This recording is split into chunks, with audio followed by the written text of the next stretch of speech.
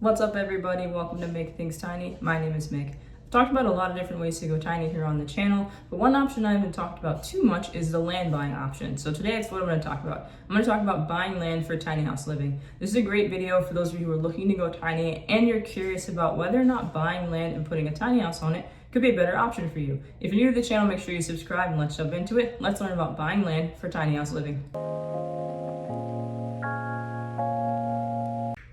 Alright, welcome back to the channel. So today we're talking about land buying options for tiny house living. This is an important topic because I've noticed that a lot more people are curious about land buying, and someone dropped a comment more recently on the channel saying that they would love to see a video where I go over some different land buying options and providing the updates that I can. So shout out to that person. So today we're talking about land buying options. If we're just looking at today, like a snapshot of time when this video is recorded in fall of 2025, you have about 4 options for going tiny and having a land buying option. The first option is just to buy raw land. So you just do a search, land search, or a different site, Zillow, different places like that, and you can search for raw land.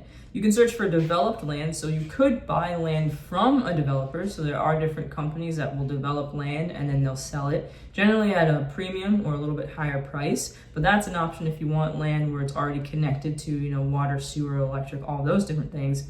The other option is to buy a house.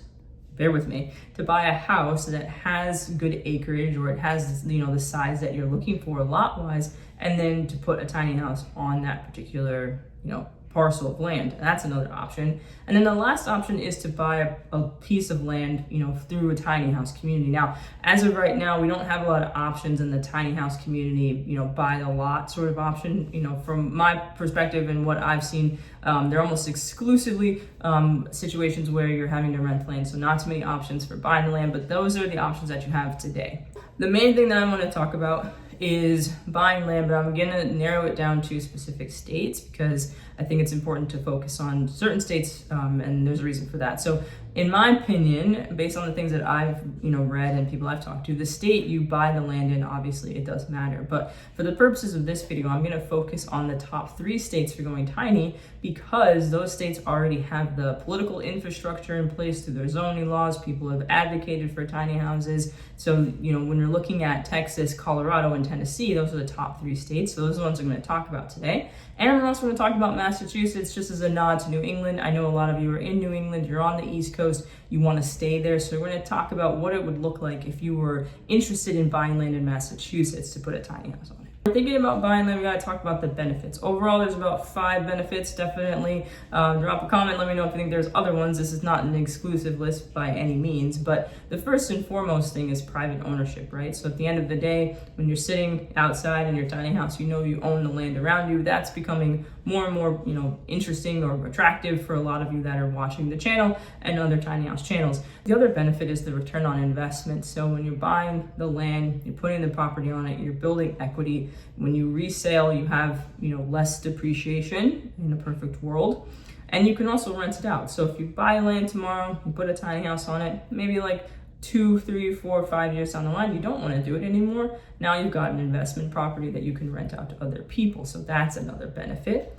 The build size and the build type, you'll have less restrictions to an extent in terms of what your tiny house looks like compared to if you were to put it in a community or maybe your neighbor's backyard where there are different restrictions. And then ultimately there's a seclusion factor depending on where you buy the land. If you buy it in a more remote area or somewhere that's more rural, and just in general, you potentially feel more secluded compared to if you were in like an area where you have like multiple tracts of tiny houses around you. So first up, we're going to talk about Texas. So Texas, as I've said, multiple times on the channel, it's the top state for going tiny. It's voted number 1 for a lot of different reasons, manufacturers, communities, to an extent, the laws.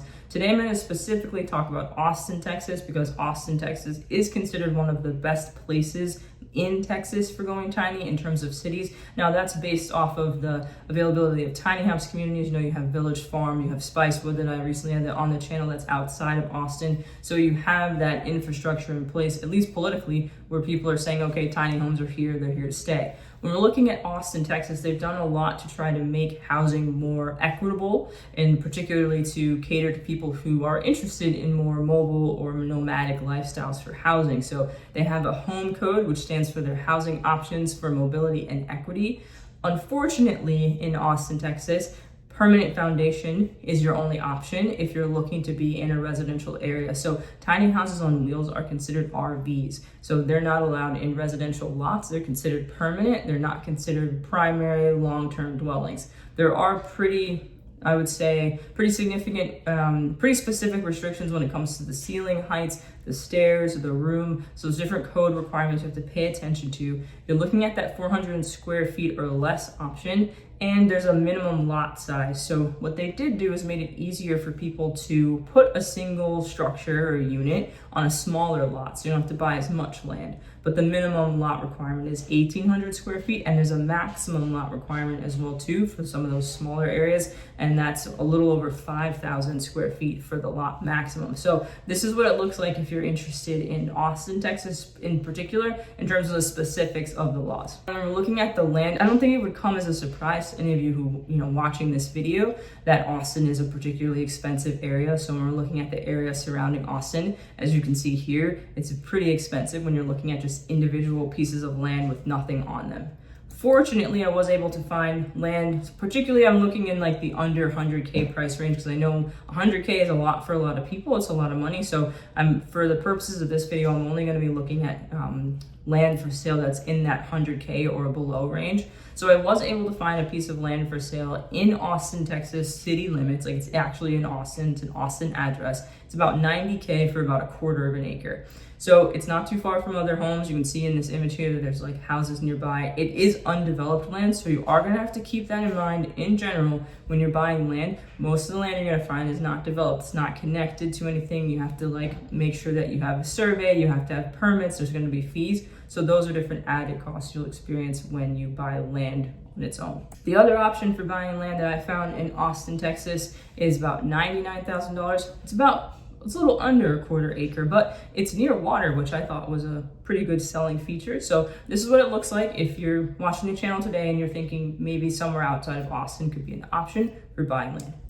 Next up is Colorado. So Colorado is number 2 on the list for tiny houses in terms of tiny house communities, some of the laws, and then also builders as well too. You're looking at that 400 square feet or less definition. So for those of you who are watching and you're looking for something that's more like 500 or 600 square feet, none of the states I'm talking about today are going to be, in your favor in terms of build size.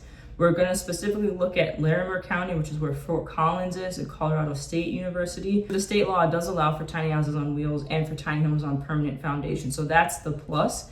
There's building code restrictions, in terms of what it's going to look like, pretty specific in terms of the ceiling, the stairs, the lofts, that sort of thing. It's got to be in the residential zoning area, but the positive side is that if you put it on a permanent foundation, you don't have a size minimum. Which could be a good thing depending on what you're looking at. When we're looking at the Larimer County area, Fort Collins in particular, it is a little bit on the pricier end, but it's less expensive than the Austin, which is a good thing. I was able to find one piece of land in Fort Collins in particular. It's a little over 100K, but it's almost half an acre. It's sitting at $140,000. It's undeveloped again, but you have this area where it's like close to water, so it could be a worthwhile investment. For those of you who are looking for something, you have to look at like in the long term, right? In the short term, it might not be great because you're going to use up a lot of your cash, but in the long term, it could be a great investment being near water. The other option, if you're willing to live about 30 minutes outside of Fort Collins for about 1/10 of an acre at $65,000, is this piece of land I found here in Severance, Colorado. Now, it looks like it's in like a pretty established neighborhood. They do say that you're not allowed to have modular homes in this particular area, so you have to make sure you look up the building code requirements and make sure that the tiny house that you want doesn't count as a modular home, because then you wouldn't be able to put it here.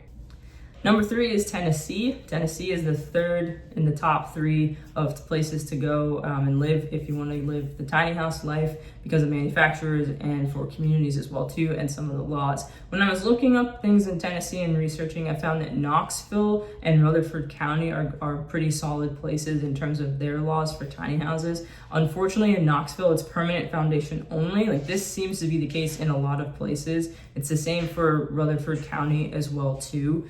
So there's going to be building code restrictions, even down to like the lofts and things like that. So the benefit is that the tiny houses can be there, but again, they have to be on permanent foundation. Now, that might not be a deal breaker for a lot of you who are watching the channel, but I know for some of you, you want that traditional tiny house on wheels for whatever reason that might be. So that's something you really have to look into. I can't stress that enough, that you have to make sure you know for sure that your particular tiny house is actually allowed in any of these places that you're going to look for when you're buying land.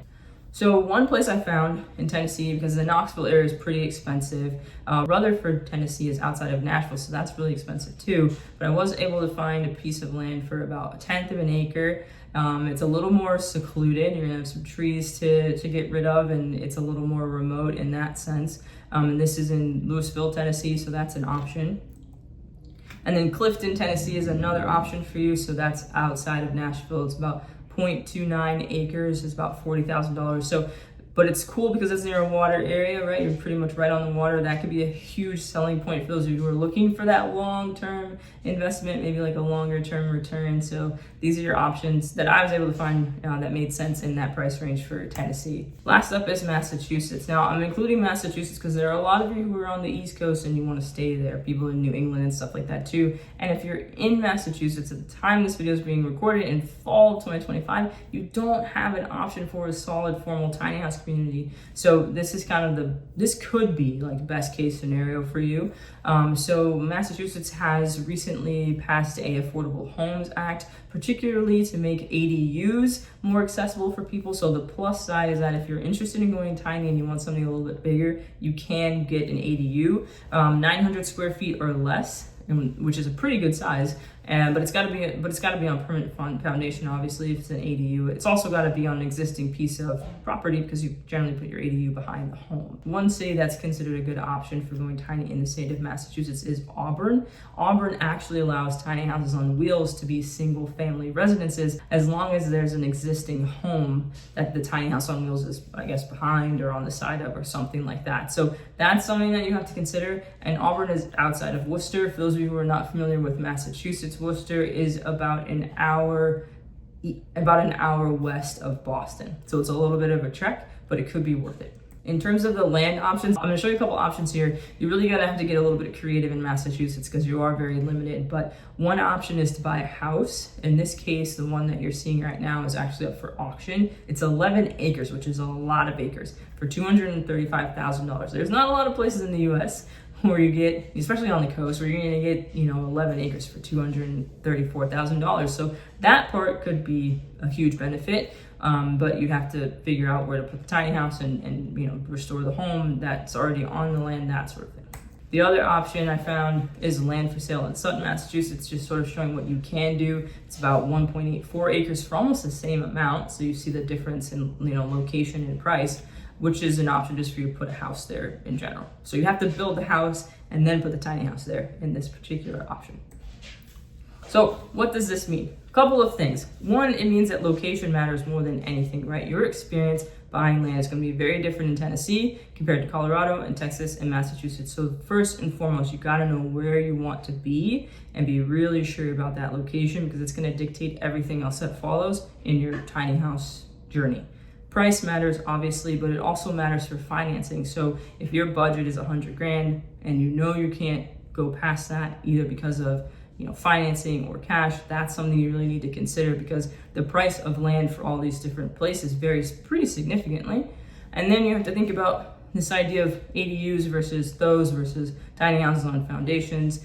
A lot more places, as I've said multiple times on the channel, a lot of states are really sort of gravitating towards ADUs over traditional tiny houses on wheels. It's not necessarily a bad thing. Sometimes that could be what happens first before we see more momentum for tiny houses on wheels, but ultimately you're going to have to get creative. I think that's probably how I would sum up the land buying situation, unless you don't have any restrictions on money or location. But if you're restricted by location or by budget, I would say most likely you're going to be in a situation where you have to get kind of creative to make sure what you're doing fits within the state and the county laws for tiny homes. But ultimately, I want to know what you think. Those of you who are interested in buying land, drop a comment. I'd love to hear from you all. Like, what areas are you looking into? What price point are you looking into? Does it make sense to you to go tiny in, this route? So I appreciate you guys so much for watching. If you haven't seen my other videos on tiny house communities in some of the top states for going tiny, you can check those out here. And don't forget to think tiny. I'll see you guys in the next one.